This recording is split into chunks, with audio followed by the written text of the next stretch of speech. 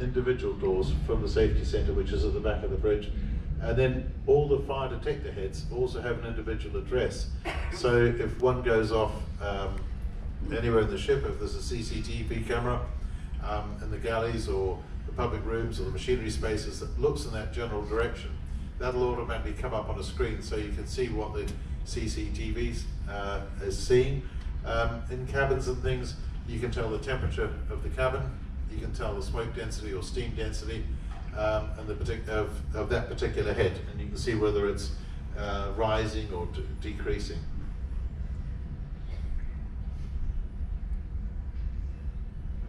Okay, general view of the ship. There's a radar scanner there. There's 3 more on the mast up there. These 3 big golf balls, they're not communications, they're basically for television. More effort goes into getting television, and the communication ones are sort of tucked underneath. Machinery spaces. We have 6 diesel generators. We have 2 of these. These are inline 8 engines, 8 cylinders. They develop 1500 horsepower per cylinder at maximum output. And so when we are, as we are now, actually we're running one of these and 2 V12 cylinder engines. Normally when these are running, these produce about 10,000 horsepower as the normal output. They run at 514 RPM. There's the top of the engine, 8 cylinders, turbocharger at that end, alternator down here. Again, one of the V12s, that's one bank, the other bank's there, turbocharger at this end, and alternator there. So there's two banks. These produce 18,000 horsepower, but when they're normally running, about 14,000 horsepower each. That's just a nice view of the bridge at night. Okay.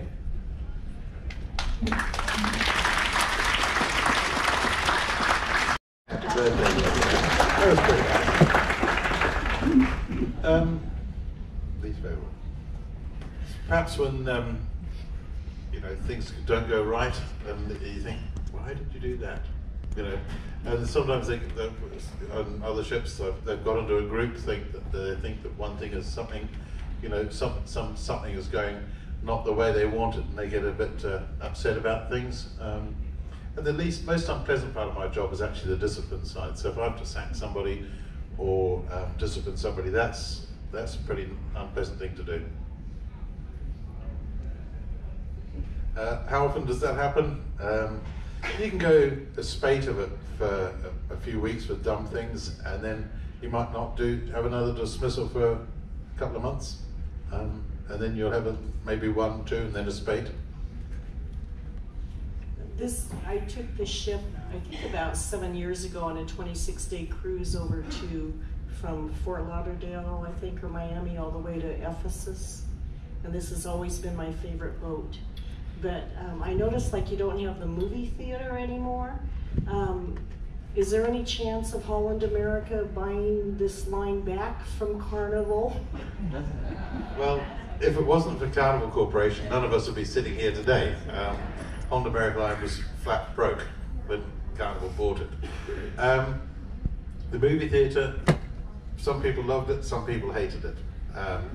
And so they made that decision. But I like what they've done in the EC Centre. That's certainly an improvement in my opinion. The staircase in the atrium, we opened that up, and I think that's vastly better than it was. So, you know, things evolve. You know, you don't always have to like everything that they do, but overall, you know, the company does make money. And most importantly, the company exists, because it certainly wouldn't be here today if it wasn't for Carnival Corporation.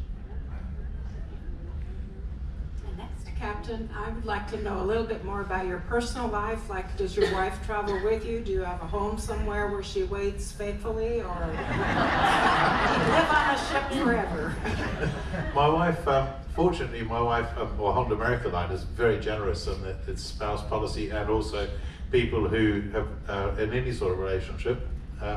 And so my wife can sail with me anytime I sail, and she's on board now, and she is probably doing the job she hates the most, we're just packing our bags because we're going on leave at the end of this cruise. So we'll work on that. But no, Susan sails with me most of the time. And we have a house in the UK, she's British, and we have an apartment at Fort Lauderdale. So when it's too cold in the UK, we go to Florida. Captain, you showed us two systems, one that was human run and one that was run by the computer.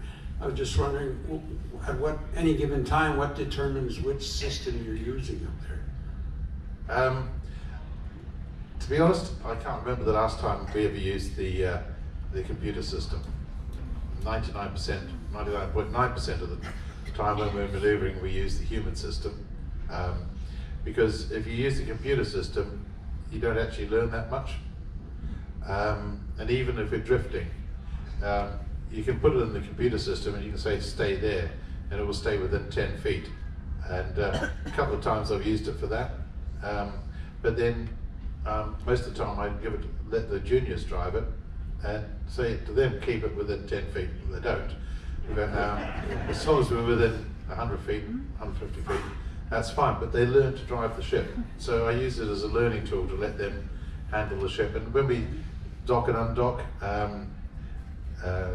most of the junior officers, I let all the officers drive it. In fact, a second officer drove it out, the staff captain docked it in Puerto Vallarta, the staff captain took it out, docked it in Mazatlan, another second officer took it out, third officer sailed it away from Loreto. So all the officers get a chance to drive, and they learn something more by doing that. Captain, I know a lot of people want to ask the question, what's the most terrifying thing that's happened to you on ship? Most terrifying thing? Probably when I was on QE2 and I was a second officer, and we hit a wave and it ripped the radar scanner off the... I was actually on watch, it was the scanner for the radar I was using. It ripped that scanner off the mast, and that was 107 feet above sea level. Are there cup holders up in the driving there? Cup holders? No, we don't. We have some tables strategically placed. No, we don't have cup holders. Yes, Captain. I would like to know, on our last 21-day cruise, they had to medevac a crew member off of the ship in very rough seas. Is that a very hard time where you take over? Well, normally it's a cooperation between the helicopter pilot and ourselves. So the ship will slow down, and you'll find a heading that works well for the helicopter and works well for us. And you have the helmsman steering, and I think maybe some captains do, but I tend to leave the officer of the watch. I'm on the bridge, obviously, but he is in charge of the heading that we steer, and they sort of do it, and I sort of keep an overview of it. But I don't actually issue the instructions myself.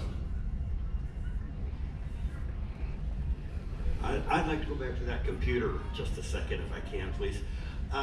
There was an accident a month ago between a fishing trawler and a mega yacht, and there was a lot of talk about there's some kind of an anti-collision device that I guess it could project a collision or so. I'm not sure what I'm talking about, but I'm sure you have that device on this ship. And can it be coupled to that computer so that it can it be coupled to the computer, or is it just a warning device? Well, the system is called an ARPA, Automatic Radar Plotting Aid. So the computer can track all the targets that you tell it to track, or you can set a ring up and say track everything inside 10 miles or 12 miles, and then it'll show you exactly what direction every ship's going, the speed it's going, the closest point of approach, the time to closest point of approach. You can also program an experiment in a trial maneuver mode, saying if I alter course 20 degrees to starboard, what's the effect going to be? If I wait 3 minutes before I do it, what's the effect going to be? If I slow down, what's the effect going to be? You can set a whole range of options that you can set in to see. But I don't know what the super yacht had, equipment-wise. In fact, the yacht that did the damage was the one that was behind us yesterday. That was it, the Tessa 4. So I don't know what the story was on that super yacht. I don't know what equipment they had, if they even knew how to use it. But we have three of those systems on the ship, on the bridge. I noticed you had a birthday the other day. You were 64, I think. And is there a mandatory retirement age for captains? Probably if you ask your wife, she'd probably say 60. The bank manager would probably like me to work till I'm 70. But no, there's not. There used to be, but not anymore. Captain, are whales smart enough to stay away from these big ships? No. We tend to we try and stay away from them. Sadly, they will come off second best at this sort of speed. But so we try and stay away from the areas, or we have to transit. We do it with great care. But you know, it's nobody wants to hit a whale, but invariably, if something moves, something will hit something. Do you have a prescribed speed that you run during the dinner hour? Last night I was in the fantail and like you were at full throttle and we couldn't hardly hear each other. No, we were actually quite slow yesterday. We were only doing about 15.9 knots, so that wasn't. It might have been just the weather conditions, but no, we're going faster now. We're doing about 18.1, 18.2 at present. No, there's no prescribed speed. We just do the same, try and do as close to the same speed as possible all the way through. If you come down to the next deck, they'll ask you. Captain, in old movies that have cruise ships, there's very often a couple that wants to get married. And I wonder if you're allowed to do that, or if you have actually done a lot of it, or does that still go on? You can get married on certain flags, certain ships. If it's a Bermuda flagship, the captain can marry you because he has a Bermuda marriage practitioner's license. And the Bermudan government considers that if any passenger on the ship can go attend, then that is any member of the public. The British and the Dutch at present say that any member of the public must be able to go. And if you're on the ship and must be able to attend. If you're on a ship, that does not include any member of the public. So they won't allow weddings on British ships. British masters used to be able to marry people, and that came from the missionary society when missionaries would go off to convert the heathens, and they weren't ordained priests. And so if there was a couple of young missionaries went, they might not see a priest for 10 years or 15 years, by which time they might have a family. And the missionary society commissioners back in London in that period couldn't stomach the fact that missionaries had children out of wedlock. So masters of missionary ships were allowed to marry people. That got around the problem. And then it sort of grew to masters of sort of any British ship. But in the 60s, the laws were changed and that stopped. They'd run out of missionary ships. And I think we have a question right up here. Yes, sir. Quick one.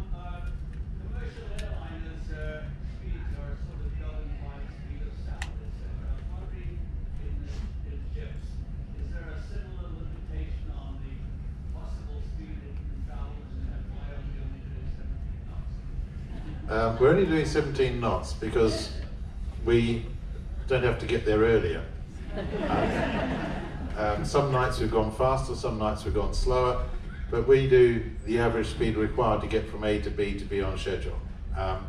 You know, we could all do 15 knots all the time, but if we said to you we're arriving at port at 2 o'clock in the afternoon because we're doing 15 knots, you wouldn't be very impressed.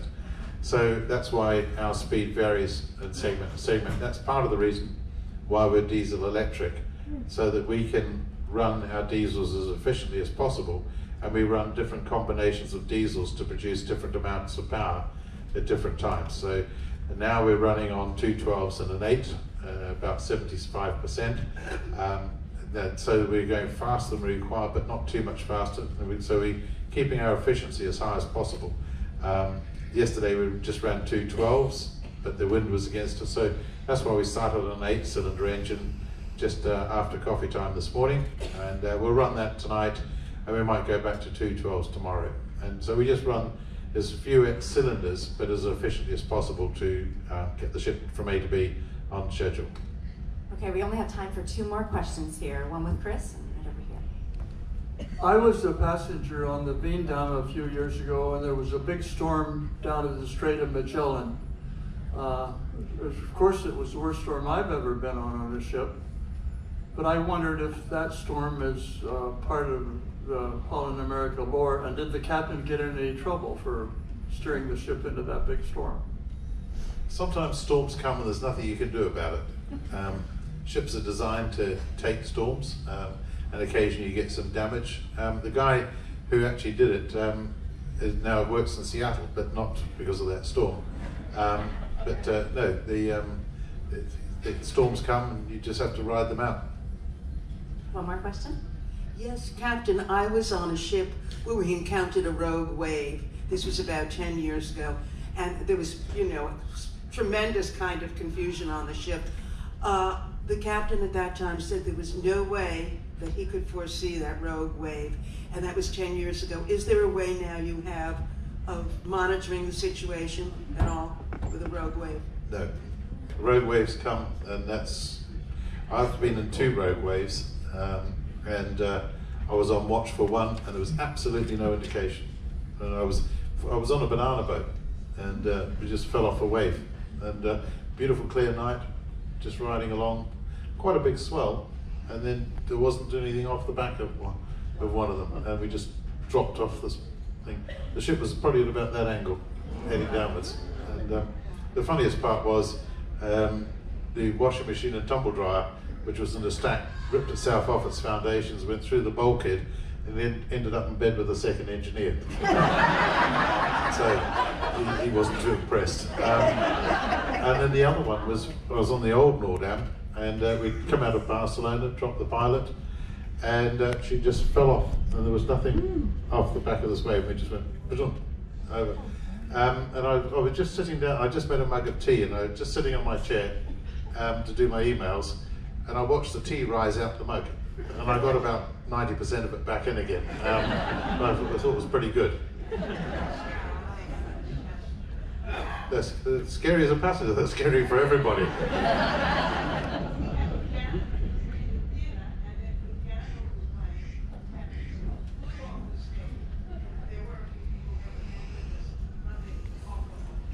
Okay.